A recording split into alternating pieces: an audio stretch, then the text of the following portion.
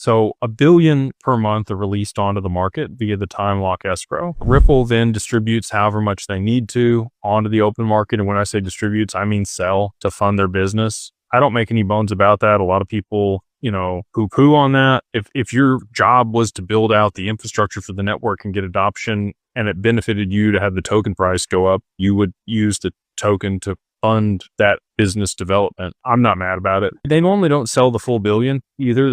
This year, it's been about 300 million per month that they put out onto the market, and they've re-escrowed about 700 million out of each one of those billion XRP releases. So, again, they could liquidate up to $1 billion onto the market per month. It's the first of the month when that comes out. They could also do none of it. They could also just re-escrow the whole thing if they wanted to cause a supply shock. So anyway, with the amount that's out there, let's do a little math here and think about how much value is transferred globally. You got 5 trillion a day for Swift. You got about $5 or $6 trillion a day on the back end of the stock market. You got another $5 or $6 trillion a day in FX markets. That doesn't count commodities. That doesn't count real estate. That doesn't count insurance. It doesn't count derivatives. And then all of the other economic activity for value transfer. So we'll just call it roughly derivatives and everything, $100 trillion a day that needs to be settled. You need a lot of a token out there in circulation to be able to, even at a decently high price, to be able to settle all of that money and value between counterparties. So the people out there that are telling you there's